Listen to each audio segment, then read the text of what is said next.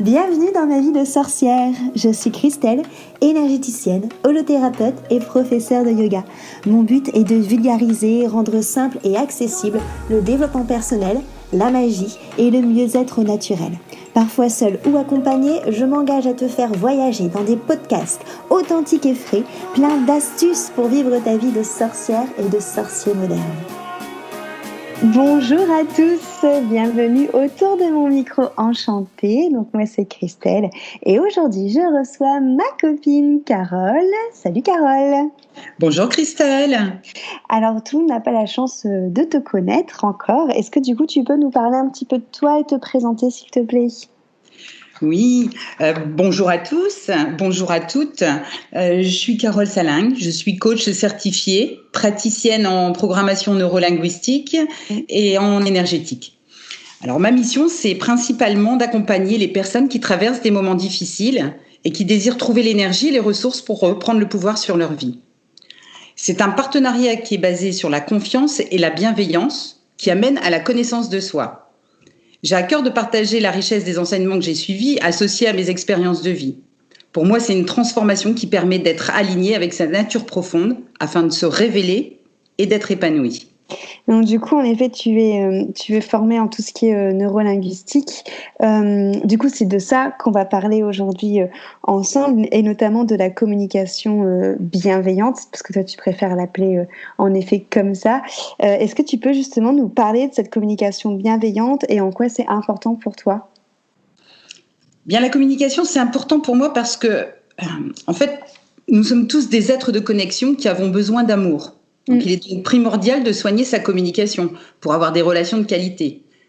De fait, si on est bienveillant avec les autres, alors il y a de grandes chances qu'ils le soient avec nous également. Ouais, c'est sûr. Parce que c'est souvent pas le manque d'amour qui nous sépare, mais la manière dont on communique. D'ailleurs, que ce soit dans les relations de travail, mais aussi avec son conjoint, ses enfants, ses parents et ses amis. Et la bienveillance, elle commence déjà avec nous-mêmes. Ouais, c'est ça. Je fais allusion à notre juge intérieur, si tu vois ce que je veux dire. La petite voix qui nous dit « Ouais, j'aurais dû faire ci, j'aurais dû faire ça. Pourquoi j'étais ici ? J'ai encore fait ça, oh là là, puis il faut que je fasse ça. Et puis j'ai pas bien fait ci. » Enfin, voilà, tout petit juge intérieur, quoi. C'est ça. Et du coup, justement, qu'est-ce que tu peux nous dire sur cette communication du coup bienveillante qu'on doit avoir avec les autres et aussi avec nous-mêmes ? Alors, je vais reprendre un petit peu les trois façons de communiquer, parce que c'est déjà prendre conscience de la manière dont on communique. Donc, les trois façons sont le verbal. Donc, le verbal, ce sont les mots. Ça représente 7%. Juste pour donner une idée un petit peu, c'est pas grand-chose. Ouais. Le paraverbal, qui est l'intonation, le débit, le rythme, le volume, qui représente 38%. Et les 55 derniers pourcents, le non-verbal. Donc ça, c'est les mimiques, la posture, la gestuelle. Ça, c'est énorme, par contre. Voilà. Et sachant que ne pas répondre, c'est aussi une manière de ne pas communiquer, pardon. Donc, je sais pas, alors, à titre d'exemple, on t'offre un cadeau et qui ne fait pas. Ça te donnerait, je sais pas, ça pourrait faire, ça me fait super plaisir ton cadeau. Donc là, on entend bien que le paraverbal, il n'exprime pas vraiment la joie. Et je pense que si on avait du visuel, là, on verrait que ton regard non plus, il l'exprime pas. Donc on se rend bien compte de la dissonance, quoi. Voilà, il y a une dissonance, une incohérence entre ce que je dis et la façon dont je l'exprime. Donc voilà, c'est un peu pour montrer les subtilités de la communication. Oui, et qu'au final, en effet, quand tu dis tout ce qui est corps et puis intonation, ça parle autant en effet que les mots. C'est clair, carrément. Et justement, tu parlais d'être bienveillant dans la communication, mais on est d'accord que c'est pas toujours facile, suivant les personnes qu'on a en face de nous, les situations, l'état d'agacement, de fatigue, tout ça. Donc, comment on fait ? Oui, effectivement, c'est pas toujours facile, comme tu dis. Parfois, on est un peu contrarié, agacé, triste, en colère. Ou dans la peur, quelquefois. Oui. Conduit trop vite, un coup de frein. Ouais, qu'est-ce que ça fait ? T'étais trop vite. Bon, voilà. Mais en fait, ces sentiments désagréables, ils sont là pour nous indiquer que quelque chose ne va pas, qu'il y a des besoins essentiels qui ne sont pas nourris à l'intérieur de soi. Donc, si je prends pas en compte mes besoins, je vais générer des émotions. Donc c'est pourquoi il est important d'être à l'écoute de ses ressentis, en fait. Oui. Il faut savoir que ce qu'on essaye de se cacher à soi-même, il va trouver une solution pour se faire voir, en fait, pour dire, pour se faire entendre, pour dire eh oh, coucou. C'est un indicateur, en fait. Ce sont des indicateurs. C'est le fameux miroir. C'est ça. Et si je prends pas mes émotions et mes ressentis en compte, et si je les exprime pas, surtout, soit je me fais violence en gardant à l'intérieur de moi, et soit je suis violent avec les autres. Et puis souvent, c'est un peu les deux. Parce que comme on disait tout à l'heure, soit on garde pour soi, on le dit pas, mais finalement on a un non-verbal qui est assez expressif. Et puis l'autre comprend quand même qu'il y a quelque chose qui va pas. Et puis on s'ajoute ce qu'on appelle des petites collections de timbres. Là. Je vais le retenir là quelque part. Consciemment, il y a un moment où paf, tout va ressortir. Et voilà. Le problème, c'est qu'on est dans une société où on a été conditionné à réagir. On nous a pas appris à communiquer, à être en relation.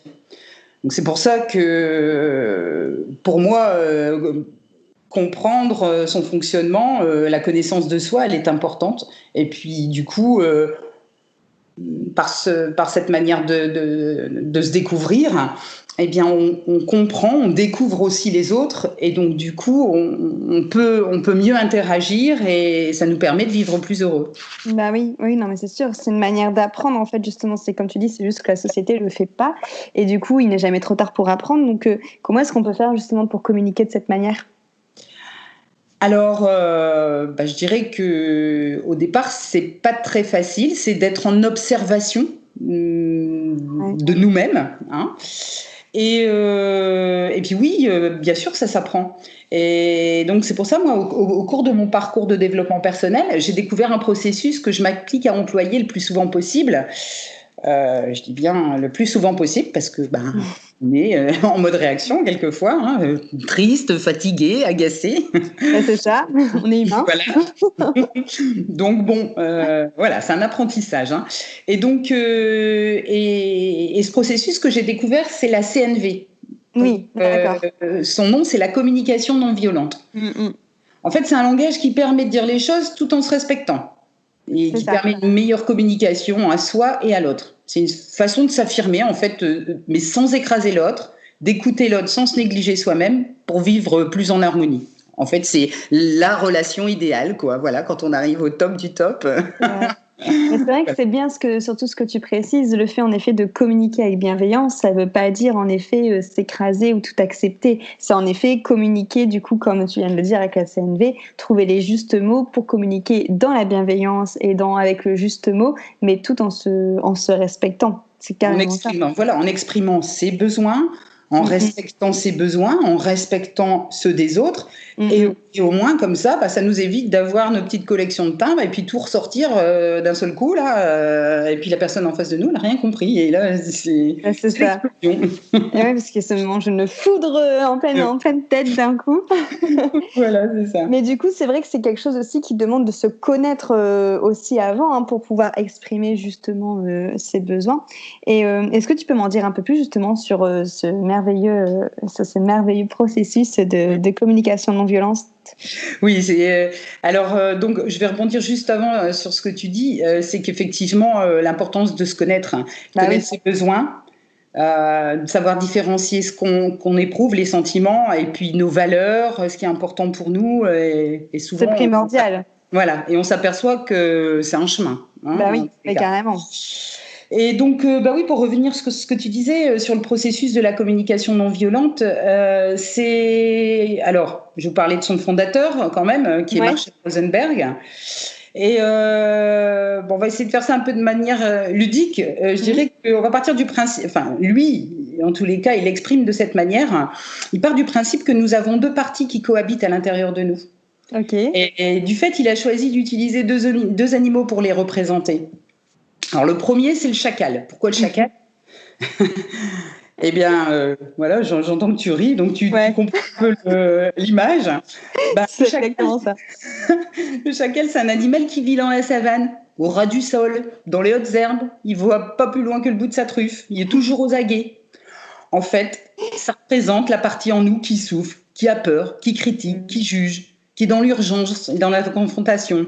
Il a une vision limitée. En fait, ça représente la partie réactionnelle en nous. Tu sais, celle qui est manipulée par nos sentiments dans les rapports de force. C'est notre héritage culturel, quoi. Qui réagit trop vite. Ouais, voilà. Alors, je vais prendre un petit exemple. Ça pourrait être, je rentre. Bon, je vais prendre mon fils, c'est le dernier qui reste à la maison. Ouais. Oh, arrête ta musique, elle va trop fort, tu déranges tout le monde. Ah, tu vois, on sent que c'est mon petit côté chacal là qui sort. Agacé, fatigué. Et il a choisi un deuxième animal pour illustrer la partie bienveillante chez nous, ce qui correspond à notre bienveillance naturelle, qui est la girafe. Parce que en fait, l'animal, c'est l'animal qui a le plus gros cœur. La girafe, c'est l'animal qui a le plus gros cœur, qui a une vision périphérique. Elle a un très long cou qui lui permet de prendre de la hauteur. Ouais. Elle a quand même une petite paire de sabots qui lui servent pour se protéger en cas d'agression ou protéger ses petits, tu vois. Ouais. Voilà. Donc c'est cette partie chez nous qui est pleine de discernement, qui est éveillée, lucide, capable de prendre du recul tout en posant oui, voilà, quand on est bien avec nous-mêmes, quand on est rempli de tous ses besoins, qu'on revient de vacances, qu'on est zen, que tout va bien, on est là, mais oui, mais t'énerve pas, enfin voilà. C'est ça, on lâche prise. On l'a aussi, cette partie-là, voilà. Donc, voilà, donc ça c'est les deux animaux qu'il prend pour illustrer un petit peu nos parties, voilà. Et puis le processus, lui, il est basé sur 4 principes fondamentaux. Alors pour s'en souvenir, on peut retenir en moyen mnémotechnique, en fait, c'est pas facile à dire ce mot-là, OSBD. Ouais. Donc O parce que pour observation. Ok. Donc c'est observer. Alors on est il y a une scène là comme celle où je me dispute avec mon fils, où je lui demande d'éteindre sa musique là un peu en mode chacal. Ouais. Observer la scène sans déformer, sans évaluer, sans s'embourber dans mes jugements là, tu vois. C'est vrai que c'est pas très facile, mais ça permet de réagir à la réalité plutôt qu'à l'histoire qu'on se raconte, quoi. Tu vois. Peut-être que la musique elle est juste un petit peu forte. Et puis finalement ça va pas réveiller tous les voisins, ça va pas agacer tous les voisins, parce que peut-être que je suis en train de me dire ça y est, le voisin du dessus il va descendre, bon bref, voilà. Oui, c'est pas rentrer dans l'exagération et les peurs, quoi. C'est tout à fait ça. La hauteur. Donc ça, le O pour l'observation. Après tu as le S pour sentiment. Qu'est-ce que je ressens là en moi qui résulte de la situation, tu vois, du style. Là, en l'occurrence, c'est de l'agacement. Je suis agacée parce que sa musique va trop fort. Alors, il y a plusieurs sentiments. C'est très difficile de discerner ce qui se passe à l'intérieur de soi. Hein. Oui. Il faut se connaître. Et le B pour le besoin. Quel est mon besoin, mon désir à l'origine de sentiments ? Voilà, en l'occurrence, j'imagine qu'à ce moment-là, j'ai envie de calme. Donc, sa musique, ça m'agace. Voilà.